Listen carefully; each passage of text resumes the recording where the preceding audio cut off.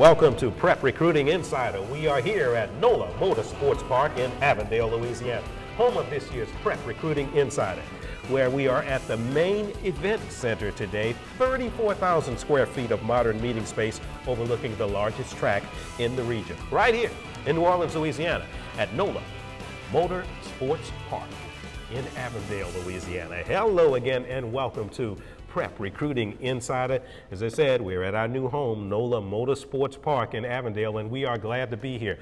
Lots to do on this week's show. We've got the Shaw Eagles in the house. It'll be Coach Payne's father and a couple of his players, and of course we will have Clarence Rene as our legend. But before we get to that, we have our Prep Recruiting Insider sitting right here next to me, Rene Nadeau. Rene, how are you doing? Good to have you here again. No way I'd rather be on a Wednesday with Ro Brown.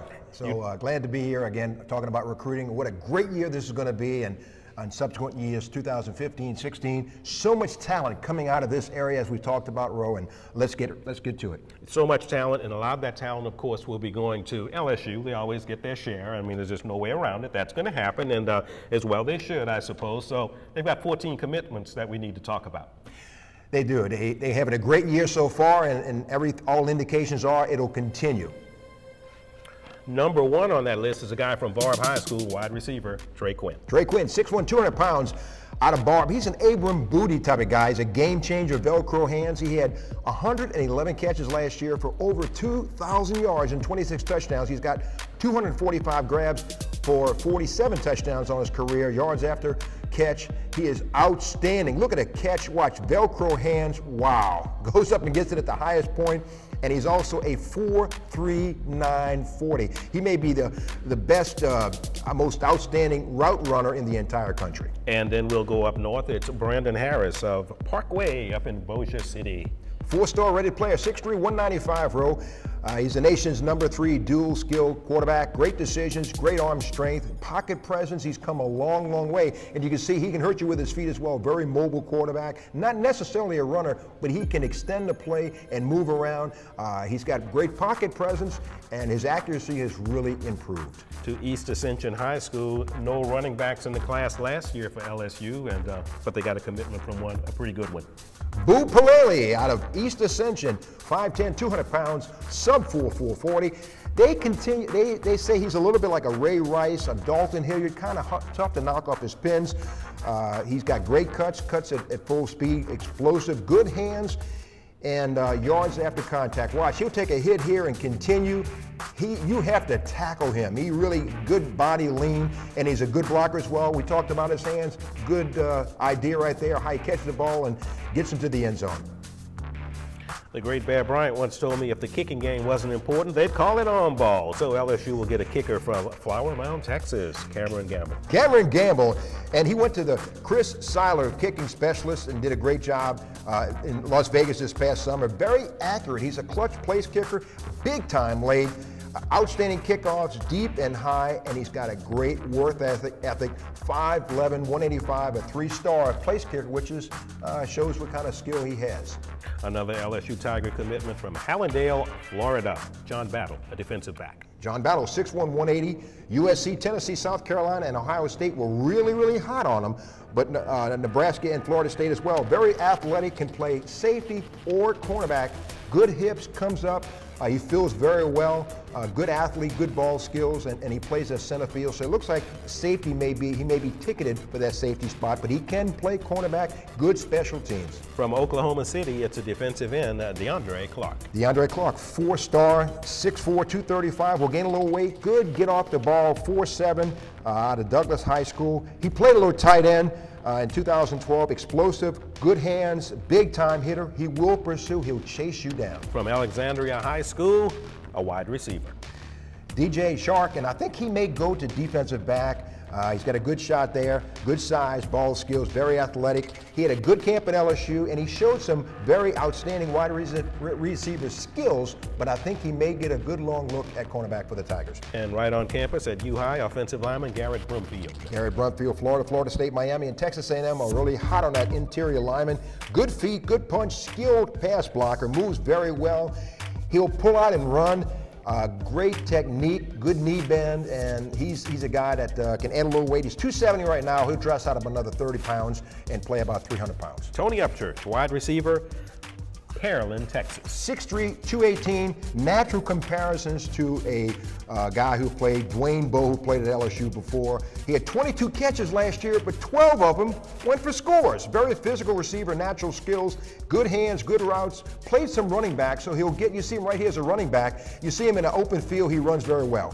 Remaining in the Lone Star State, Edward Paris from Mansfield. Edward Paris actually is a native of this area, New Orleans. He was a number 26 player nationally. Everyone wanted him. Texas, he's got 7 interceptions as a junior, 2 for scores, great press coverage, good jam, and he's extraordinary in his instincts and receiving skills, or rather return skills. So he can be a good one with good hips. Carr High School, Donnie Alexander, the linebacker. Donnie Alexander, not a big guy, about 202 pounds, but he's a leader on that team full of stars. Finds the ball quickly. He is a collision tackler. Plays well in space, good open field tackler. He's a lot like a Debo Jones or Quan Alexander, who now play at LSU. I-10 West, tight end Ja'Cory Washington from Westlake. Ja'Cory Washington catches in the crowd. He's a lot like Deshaun Smith right now, who's a freshman at LSU, good hands. William Clapp, a second-generation Tiger from Brother Martin High School, the offensive line. 6'4", 288, he'll play at about 20 pounds, but he finishes his block, a little nasty in him, good technique, pancake blocker, good punch. Devin Voorhees, an athlete from Mississippi.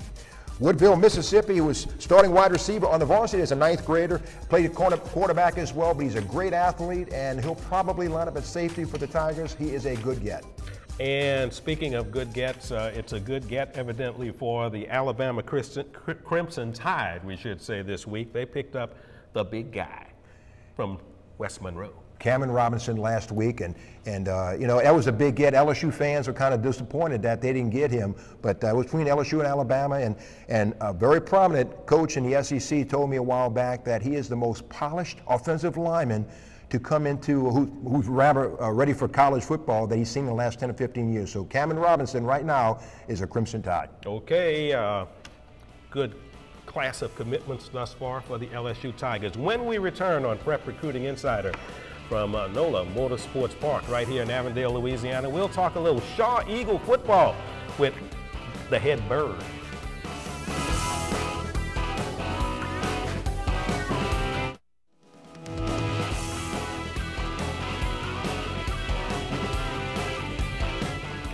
Welcome back to Prep Recruiting Insider. We are here at NOLA Motorsports Park in Avondale, Louisiana, our new home. We are at the main event center, as we said, 34,000 square feet of meeting space. And if you want to have a meeting here, have a reception here, it's a good place to have it, all kinds of things here. And we got a nice little machine behind us, 2 machines as a matter of fact, each $275,000. That Ferrari, that's you, Rene. That's you. That's definitely you. I couldn't afford a wheel. Rim. You're right. You're right. Yep, it's the place to be. It's a really outstanding place. And we got an outstanding coach here with us. Scott Bain's father, who has been, it's been 10 years you've been at Shaw? Maybe 11. 11? It's been forever. Wow. Okay. Seems like. Welcome to Prep Recruiting Insider, Coach. Thank you very much. I'd just like to get a ride as a passenger in one of those 2 cars. That'd be great for me. You know, Scott, 27 years you've been coaching. 27 years, and you learned from some coaches, Joe Zimmerman, Hank Tierney. Tell us about how those guys have impacted and influenced you as a coach. Well, I think any coach will tell you, who was an assistant and grew up as an assistant to become a head coach, everybody they've ever worked for or played for, they're going to learn something from, and I learned something from every one of them. And I still, to this day, do things like I think Coach Z would have done them. Coach Z did them when I was a freshman and sophomore, and Coach Hank did when I was a junior and senior. And when I became an assistant coach, I basically watched for 10 straight years on how to become a program runner and a head coach. And, hopefully it served me well. And, hopefully we have another good season this year. What's it like coaching at your alma mater? Oh, well, I was at Holy Cross for 4 years. Right. My first head coaching job was at Holy Cross, and I was offered the opportunity to come back home, as they say. And, it's been very special to have some sense of ownership in your school. I went there, I live in the community, basically know generations of alums at the school. So every day that I go to school and every day that I get a chance to coach is a special day for me. You know, I know you a long time, Scott, and I know one time you told me that one of your loves was being a basketball guy, basketball player. And you also played a little quarterback at Shaw and defensive back, but you had some great players, some great teammates during your time as an Eagle. Sure. I really, when I was a young guy, I was really a basketball guy at first, and then went to Shaw and fell in love with playing football. I always played growing up, and I fell in love with playing football and just kind of stuck with football. But as a school, being a player and an assistant, I've seen some of the best players in the state of Louisiana's history come through our school. We were talking just the other day that at the center position, which not a lot of people talk about, Shaw High School has had Steve Mott, All-American at Alabama, Nacho Alabama, consensus All-American at LSU, and Torrey Tully, who was an all-conference player at Tulane, all from the same school at a position that no one really talks about as much. You know, we were talking about it just the other day, how special it is to have a group of centers that are that talented. You know, of course, I played with Mickey Joseph, who was a young kid, a sophomore, who went on to be a Nebraska player, and Mickey Guidry played for LSU. He was a year ahead of me. He was actually with Nacho, Ron Sancho. Over the years, Pat Riley, who we spoke of earlier, his son's now playing at Archbishop Shaw. So it's been a lot of years and I've been fortunate to see a lot of really good players that I've coached and have watched and played with throughout my years at Shaw. Talk about your tenure there. You had 2-3 years in a row. You made it to the finals. You know, I mean, you had a terrific run, and you're still having a terrific run. Down years, the last couple years or so, but you are having a terrific run at Shaw. We went on a run, you know, and as most coaches would say, it's all player based. You know, we went on a run where we were putting 22 guys out there that were going to be tough for anybody to deal with on a week in and week out basis. And, you know, we felt back then that, you know, we were running the ball like crazy. We had a big, tough, physical offensive line, good backs, and a tremendous defense all those years. And, you know, as always in football, that's a recipe to win. You know, if you can play good defense, keep the score down, and be able to run the ball at any level, you're going to have success. And that's been kind of our run. You know, now we have a little bit different. You know, we have a quarterback now that throws the ball around a little bit. So we're a little bit different on offense than we were back then. Back then we were more tailback oriented on offense, and now we're more quarterback oriented. So, you know, hopefully the success will be the same. How have you seen, Coach, the recruiting process kind of evolve to where it is now? You've seen it as a player, as an assistant coach, now as a head coach. Scott, how has it changed a little bit? Well, I think it's really changed a lot. You know, it's social media has changed it a lot. Kids get in touch with coaches on Facebook and they text them, and you know, there's 700 loopholes to 700 rules that they can get in contact with, you know, with players now that they really, you know, couldn't do back in the day when we actually had one phone at home we call waiting. Now I think it's more internet-based film-wise. You know, we talked earlier where I send their film over the email now to coaches. They don't have to come and pick up tape. I don't have to FedEx tape to anybody. There's so much more access to these kids now than there ever used to be. I think kids are now in spots maybe years ago where they didn't have a chance to get noticed as much, now are getting noticed a lot more by colleges, just for the fact that you can get their film and their information to them out so easily. They can just sit back and view it and not have to do as much legwork as they used to. You know, and there's so many more camps, there's so many more senior days, there's so many more one-day camps. There's so much more evaluation time personally for colleges, and sometimes I think it's a plus, sometimes I think it's a minus. You know, I had a kid years ago that was, you know, won the Metro Championship at the 200 meters, and was a really fast kid, and ended up playing at ULL, played receiver there, just graduated last year, was a pretty good player. His recruiting went south when he had a bad day running a 40 at a camp. He ran, you know, 4.65, and he thought he was going to run 4.4, and teams got off of him. You know, and so I think that, you know, sometimes it's too much information for coaches, but, you know, the exposure that the kids are getting now, the ability to show their talents easily now, I think is a plus for our kids. Shaw has been 4A for a while. It's back to 5A now, and the Catholic League, or a semblance thereof, is back together. What does that mean to you in the last minute? Well, personally, it means a lot to me. You know, it's where I played. It's where I started my assistant coaching career. It's where I started my head coaching career at Holy Cross. It's basically all I'd known until 5 or 6 years ago when it first, you know, dissolved into, you know, the LHSA votes and what have you. But, you know, it's almost, we've come across maybe a couple of generations of kids, a couple of years of kids that don't really know what it was all. Right, it doesn't mean as much, but hopefully it'll stick around a while and it'll get back to meaning what it did for 50 years, you know, of football in the Catholic League. And I think our kids will come to understand the meanings of these games and these rivalries as soon as this year.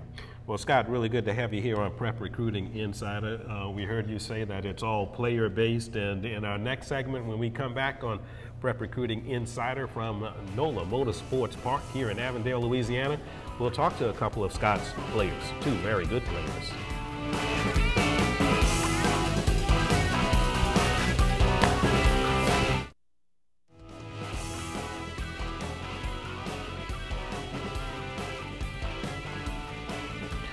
Welcome back to Prep Recruiting Insider on WHNO TV at Channel 20. We are at NOLA Motorsports Park in Avondale, Louisiana, where we've got the largest kart track. That's K-A-R-T, not C-A-R-T, like championship auto racing teams, but kart track in the region, maybe in the country, right here. So come on out. It's a great place to be. Rene Nadeau is here with me, as always, and you've got a couple of guests with you.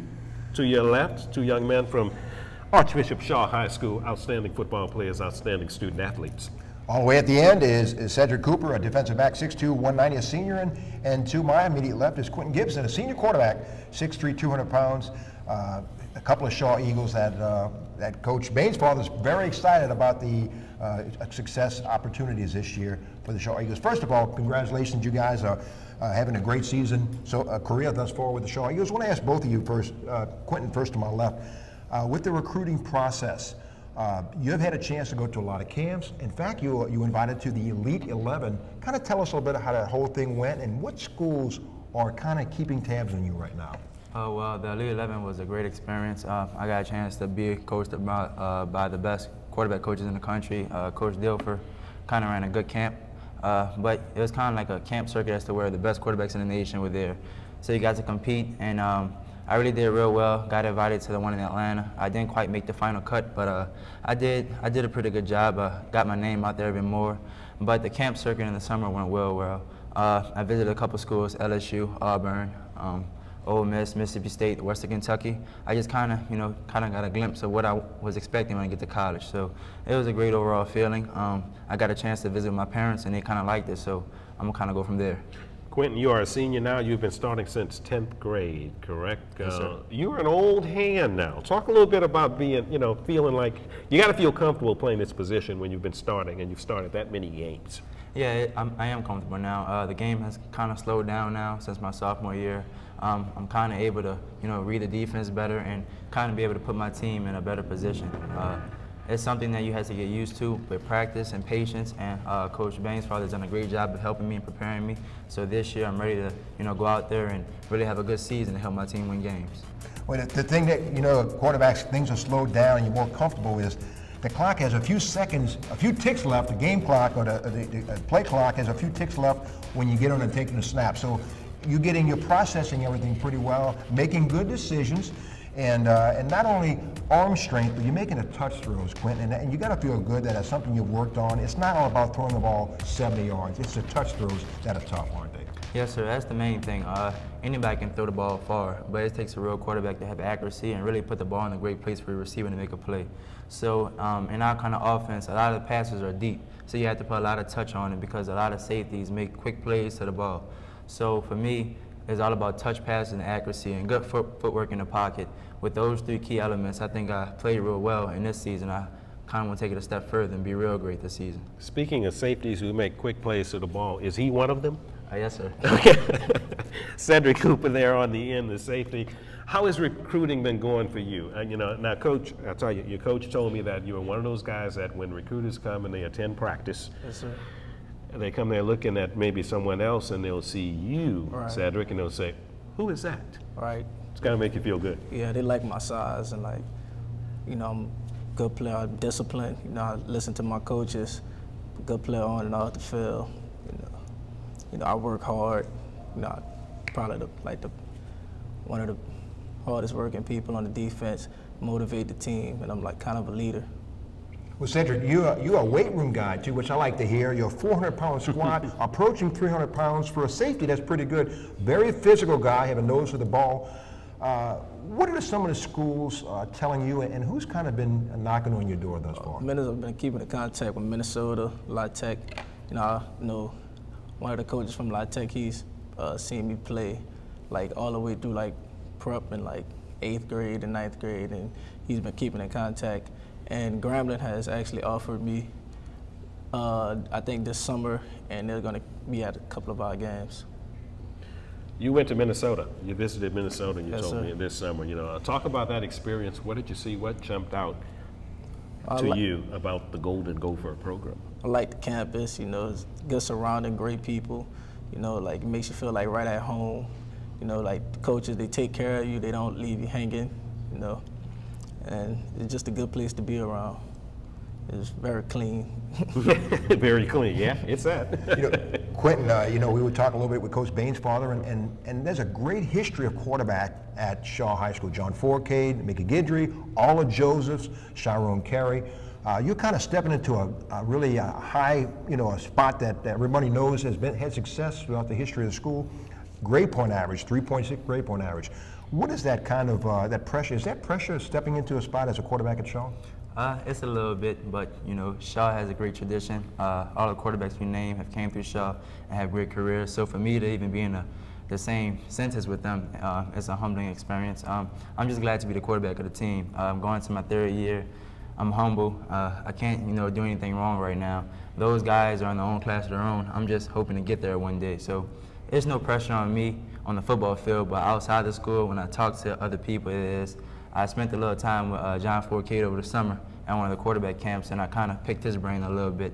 So I'm just glad to be in the position I am right now, and hopefully it'll carry over into college. Why will things be better? It's been a little bit of down years, the last 2 years for Shaw, as far as Shaw is concerned. Why will it be better this year?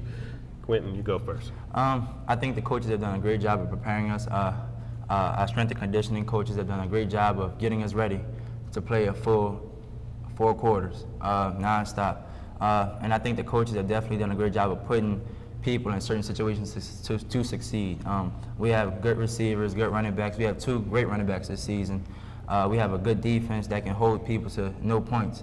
So I'm just happy to be in the position I am right now. The coaches aren't asking me to go out there and throw 50 passes a game. They're asking me just to manage the game, manage the offense, and stay calm. And when it's my turn to throw the ball and they need a big first down, they can look to me and make that play.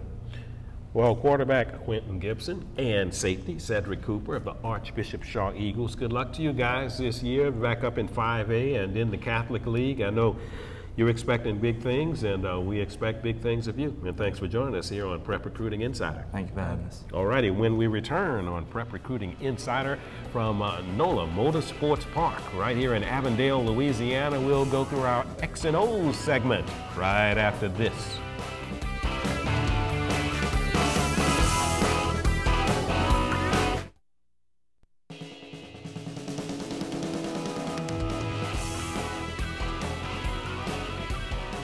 Welcome back to Prep Recruiting Insider from NOLA Motorsports Park in Avondale, Louisiana, just about 15 to 20 minutes away from downtown New Orleans. It is a great, great place. We are here at the main event center where, you know, just 34,000 square feet of space if you want to hold your meetings here, you want to have reception here. This is a great, great place, Rene. Wow, what a great place for a party. Yeah, yeah, it is. Wow. Indeed it is. This is a great place for our new segment here. We have an X and O segment. Tell us, what's this all about? You know, why are we doing this X and O segment? Everybody understands X and O's, don't they? Everybody knows football. You know, I tell you, a lot of people, you know, you watch football, Ro, and a lot of times people don't really understand what A gap or B gap or a bubble screen or cover 2 or cover 3 is. And I think I thought it would be an idea to maybe kind of enlighten the viewer and let them know, kind of go inside, if you will, and help you understand football a little bit better from a coach's perspective and X and O's perspective, if you will. So we sat down and had a chance to have Jay Roth and Henry Rando break down segments of football to help you have a better understanding of inside. Okay, Jay Roth, of course, is the head coach of the defending state champion Rummel Raiders, and Henry Rando, a long-time football coach here in the New Orleans area who I think is an expert, especially as far as high school football. Let's take a look at their explanation of the screen pass.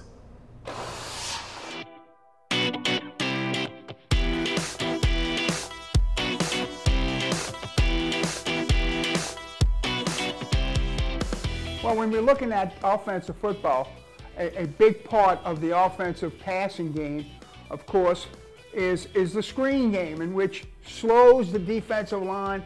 Let's say you're getting a tremendous rush from the defense and you want to make them respect a little bit more what you're doing. A lot of teams have gone to a screen, and Coach is going to explain to us 3 different type of screens today. We see a lot of screens on a prep level, more and more now than we've ever done before, at least I have in the last 2 or 3 years. So Coach, explain to us what we have here. The first one is the tailback screen. As a former quarterback, these are my kind of routes, Coach. These are high percentage. I can rack up a lot of yards throwing the ball behind the line of scrimmage doing this. But these are 3 typical screens you see right now at the high school level. 1, it slows down that pass rush like you said. 2, it gets that defense running east and west and wears them out. And with the athletes they have now in high school football, you know, 1 missed tackle and he's gone. So here's the tailback screen right here. All your receivers are going to run their defenders off.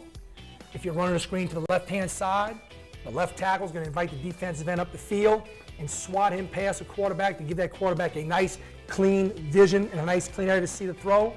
The tailback's going to set in that B gap, and when that guard crosses his face to get out, and that center starts going, all he does is turn around. Remember, the ball's got to be caught behind the line of scrimmage in the screen because the linemen are getting downfield. And if he was in front of the line of scrimmage, it'd be an illegal forward pass. So this is the tailback screen. And the tailbacks are taught when they catch the football to yell go to the receivers because they're waiting for you, so they'll know to release. And usually the linemen are up the field, and then you got 3 linemen on 2 or 3 linebackers, and it could be a very big play. This is the tailback screen. The bubble screen, these have evolved over the last couple years. This has always been a play you've seen for years, but now the bubble screen. And this gets this defense running east-west, can really wear them out, throwing 2 yards behind the line of scrimmage. 2 ways to run the bubble screen.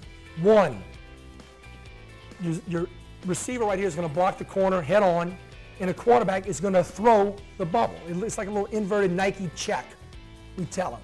And he bubbles, and he's got to catch it behind the line of scrimmage. And simply the quarterback gets the snap and throws. And he's trying to outrace the inside defender to the sideline and get around the block. Or 2, you can read the bubble screen here. Now, you can take the inside defender and say, okay, we're going to run a slant here now with this guy. If this inside defender runs with the bubble, he's going to throw the slant. If the inside defender gets a drop, well, then we'll throw the bubble. Okay, so now we're not going to really block either the corner or the strong safety, but it's still called a bubble screen because the only screener in this screen is the wide receiver. He's either blocking or running a route. The linemen are staying in right here. So that's what they call a bubble screen. Matter of fact, we made a living on this last year in the state championship game. It was just a good route for us. A tunnel screen. After you get defenders, when you start getting these guys running east-west to the sidelines, now you bring a screen back inside. And on the tunnel screen, you might fake a screen to the left or a swing pass to the left to get the linebackers to take a false step, then come back to the right. And these linemen right here will pass set to draw the defenders up, and they're going to get out. Now, a tunnel screen means we want to bring the screen back inside, away from where the rush, everybody's running outside. So the inside receiver is going to block the corner.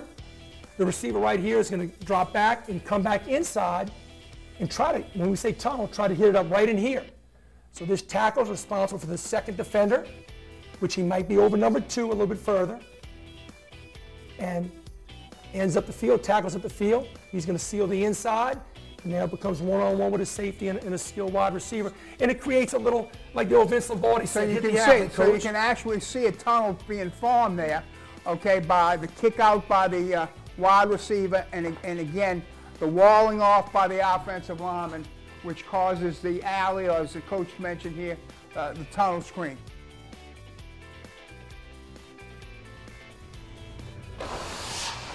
Rene, good job by coaches Roth and Nadeau explaining the different types of screen passes. People think it's just one type.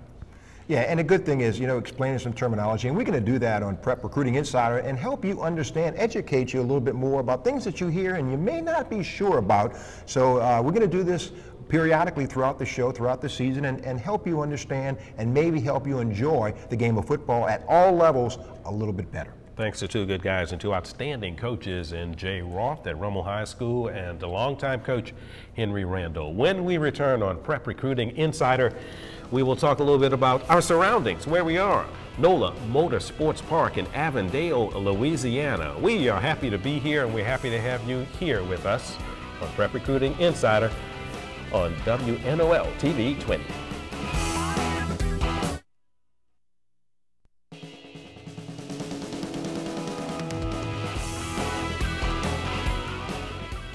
Welcome back to Prep Recruiting Insider from NOLA Motorsports Park, right here in Avondale, Louisiana. A little change of pace. We're going to get away from recruiting, and we're going to talk about, as I like to say, Rene, our surroundings. So joining us is a guy who could tell us all you need to know about this outstanding place, and that's Scott Formaster. Scott, how you doing today? I'm doing well, bro. Thank you very much for having me. Appreciate it. All right. The obvious question is, you know, this is just a place where they do races, right? You know, no. Like the Indy 500, you know, no. or that's all this is, right? Not at all. That's all you have here. I nope. mean, not at all. That is the misconception. The truth is that while we are a racetrack that are set up for professional motorsports, it's also open to the public. We have several events out here that people can come out and bring their daily driver out here and get some laps in on the track. You don't have to have a dedicated race car. You don't have to have a dedicated track car. If the car that you're driving to work, you got a BMW, you got a Honda Civic, and you want to come out for an open lapping day, track day light, track day heavy, something like that, you can come on out and take advantage of it. What kind of tracks you have? You say tracks. We have a road course out here. Proper term is road course. So we have 3 configurations: 1.8 mile, a 2.4 mile, and a 2.75 mile configuration. 16 turns on the longest configuration of 2.75 miles, which means we have 11 right-hand turns and 5 left-hand turns. So some people associate racing primarily with NASCAR type events, which primarily take place on oval tracks, but our track is a road course, which means you are going to be turning left and right. Now you got some go-karts, some are privately owned, and you have some that fit every size and interest, don't you? Yeah, absolutely right. We have the Arrive and Drives, which the Arrive and Drive track is open 7 days a week. Anybody can come out and, or virtually anybody can come out and drive these karts. It's a height requirement, it's not an age requirement. So to drive the junior kart, you have to be a minimum of 52 inches tall. To drive the senior kart, you have to be a minimum of 60 inches tall. But then in addition to that, if you happen to own your own kart or you're thinking about wanting to get into karting as a hobby, you can purchase karts, and we sell all sorts of different types of chassis and motors out here, so you can participate in our monthly racing series out on the racetrack. So I can come out here and rent one of those little karts? You can come out and rent our Arrive and Drive karts 7 days a week. Come out, bring your family out, and have a good time on the racetrack. You know, the thing is, too, there's so much to do out here. It's not just about cars. It's a great atmosphere, a lot of party, a lot of things you can do family friendly. Yeah, there's no doubt. I mean, this building that we're in here, the event center, is 34,000 square feet, have full kitchen facilities, 2 bars upstairs and downstairs, can host really a variety of events out here, whether they are corporate type events, you want sales meetings, end of year corporate type meetings, to family events. I mean, we've had a wedding out here, we could host, proms out here, we could host really anything that you could think of that you might go to a banquet hall or something like that. You can come out here and be in a unique type environment that you perhaps haven't been to before. Well, Scott, thanks for joining us here. I won't say join you. It's your place. We're joining you. We're visiting you. Well, we want to thank you guys for coming out. Yeah, this is fantastic. It is a fantastic place. And we'll be right back with more on Prep Recruiting Insider. This time it'll be our Legend segment with Clarence Rene.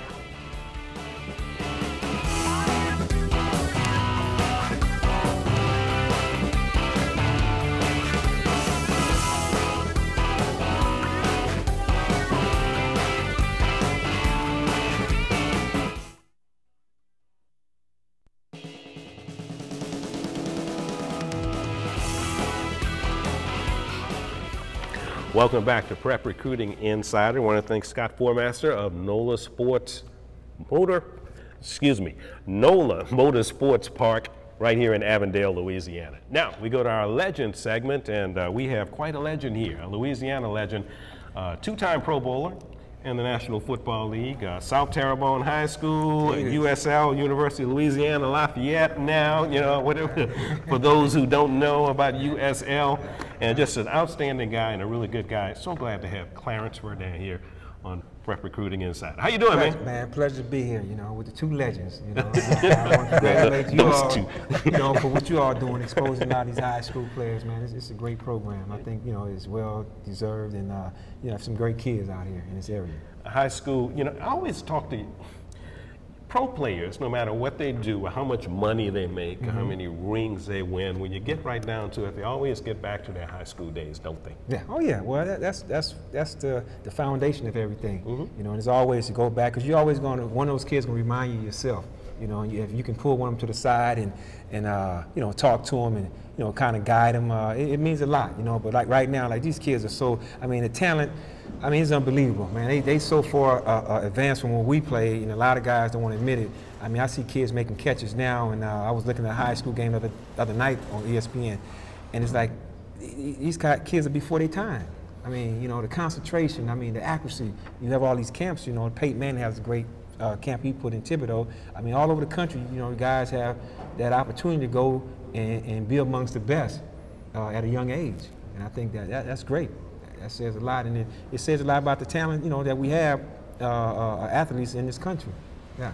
You know, you were known as a return specialist. You led the NFL 3 times in returns, but you averaged over 16 yards per catch. And you played for the Colts, the Falcons, the Redskins, won a Super Bowl 22 with Doug Williams and that. You know, speed was your calling card, and we were talking about this off the air. You ran a 4.240, and 1 year were recognized as the fastest man in the NFL. Tell us a little bit about the superstars and some of the guys in the competition with you that year you won NFL fastest man. You had the almighty, the legend of all fastest man, Darryl Green. You know, and, you know, he was the guy. You know, and, until he decided to hang his shoes up. I think I mean, no question said, and no, he was the guy. You know, and after him, you had guys like myself, the Ron Browns, the Willie Goss, the Deion Sanders, the Anthony Millers. I mean, it goes on, you know. But it shows you that the talent that's among you at that level. But just right here in New Orleans, I mean, the guys who I trained with, the Nilius Williams, the Ashley Ambrose. I mean, I can go on, even Pat Swilling, you know, he used to come out there and I used to train, you know, with him to get ready for the fastest man. You know, so you have talent here, right here in New Orleans that made me better, you know, and we all get together and we always talk about it. You know, they talked about Walter Payton, how he trained in Chicago, but I think here in New Orleans, man, the training we endure in this hot humidity weather, I mean, it made it so easy for us when we went to camp. You know, and that was a problem that I had with Indianapolis and Washington. I didn't ever go on the off season and work out up there in the Midwest or either on the East Coast. You know, I always wanted to stay home and work out because, you know, the humidity. You know, it made it a lot easier when I did go to camp. Yeah. You know, Clarence, a lot of people don't realize that when you went to USL, Louisiana Lafayette, when you started there on the football team, you were not on a scholarship. No. I was a walk-on. Talk about your story. I was a walk-on. You were a walk-on, about 140-pound walk-on. 140-pound walk-on. At that time, like I said, in the 80s, the rule that came out where you had to participate in the sport that you signed in, and I signed in a track scholarship, and then they told me once I reported to camp, like, you know, you can't play football because you're on a track scholarship. I'm like, well, why? Y'all didn't tell me that, you know, when I came over from Dulac to here. And they explained it to me, the rules then, and so I made a decision right at that moment, you know, called my parents and like, man, I want to play football, you know, and the track coach, he wasn't fine about it. He was upset about it. He figured I was going to get broke up. I was, you know, 5'7", 140 pounds, and he just couldn't deal with it. So I wound up, you know, going out and made the squad. As out the 25 freshmen they did sign on scholarships, I was one of the 2 that played with the varsity team as a walk-on, and didn't have the luxury to sleep in the same dormitory with the athletes. I didn't have the luxury to eat in the same cafeteria. So I kind of, it humbled me, but it made me even press more that I wanted it. So, you know, my testimony is, you know, for a kid, I mean, just get me in the door and I'll do the rest. You know, and I always tell a lot of kids that's from my area, Dulac, you know, down on the bayou, we don't get the exposure back then that they get now, but, you know, we were like the lost kids. you know, unless you come from Galliano, you know, where Bobby, you know, they pretty much when you went down The to big Bobby, city, yeah. Yeah, you know, I mean, Solid Foods, because they had a track record, you know, Bobby and them, they had a heck of a team. He won the state championship. So T-Bobby, you know, T-Boy. And I mean, they had a heck of a team back then. And when you went down, and you recruit, that's the first stop you stopped at was Solid Foods High School. You know, I mean, they bought a good team. You were a member of the Super Bowl 22 Washington Redskins. Yes, sir. And you turned it on John Elway and the Denver Broncos, 42-10. Yeah. Doug Williams was the winning quarterback. Oh, yeah. Timmy Smith ran for 204 yards. my roommate. You had the Hogs. Tell us a little bit about that team. You were a member of the Smurfs at that time. It was weird, man, and I really didn't. About a few years ago, I kind of read up on some articles. Well, Doug Williams, myself, Ricky Sanders, Timmy Smith, Calvin Brown, we was a scout team.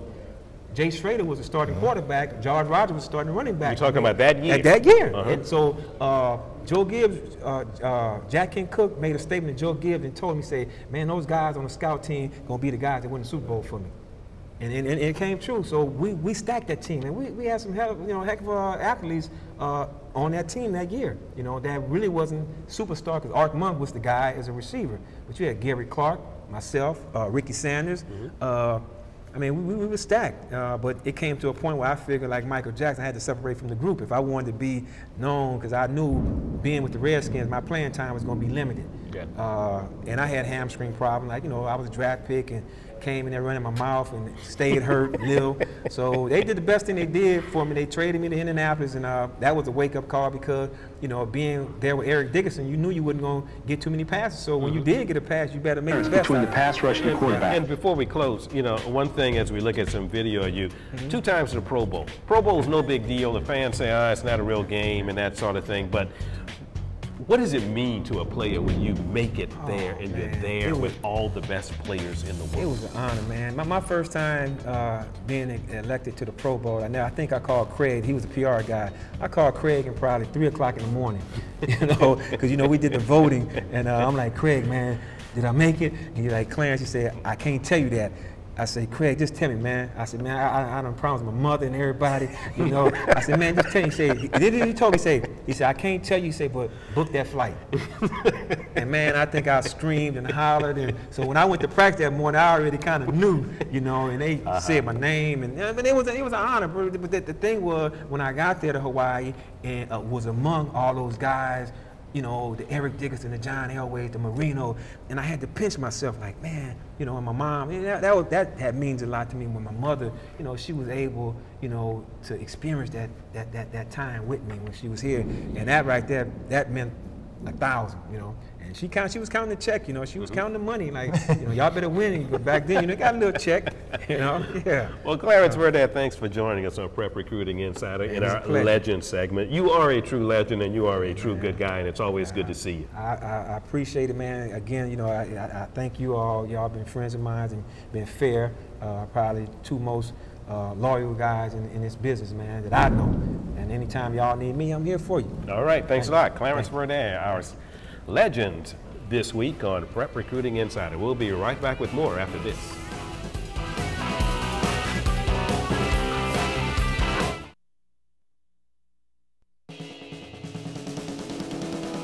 NOLA Motorsports Park. That's our new home right here for the Prep Recruiting Insider. It's at 11075 Nicole Boulevard, Avondale, Louisiana. Area code 504-302-4875. And if you want to hit them online, www.nolamotor.com. Once again, that's NOLA Motorsports Park. 11075 Nicole Boulevard, Avondale, Louisiana. Area code 504-302-4875. And online, it's www.nolamotor.com.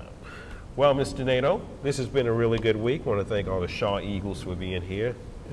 Coach Bain's father and a couple of his players, of course, his outstanding quarterback and his outstanding safety. They gave a good account of themselves. Really did. And good to see Clarence Rene again. And we're going to have the Edna Carr Cougars next week with us. So Prep Recruiting, boy, I tell you what, if you want to look at some recruits, coming out of Edna Carr. You have some guys coming next week, so looking forward to that and getting into the meat of the high school schedule as well. And we also want to, of course, thank all our friends here at NOLA Motorsports Park in Avondale, Louisiana. I can't say it enough, an outstanding place. Thanks to Scott for giving us a good rundown of what this place is all about. People need to come out here and visit and see what's out here. You don't have to be a fast driver or a racer. You can come out here and enjoy yourselves. Well, I've been thoroughly enjoyed it, and this is a great place to be for the Prep Recruiting Show. We'll be here all season long. That's it on Prep Recruiting Insider. We'll see you next week with Rene, Nadeau, and myself. Bye.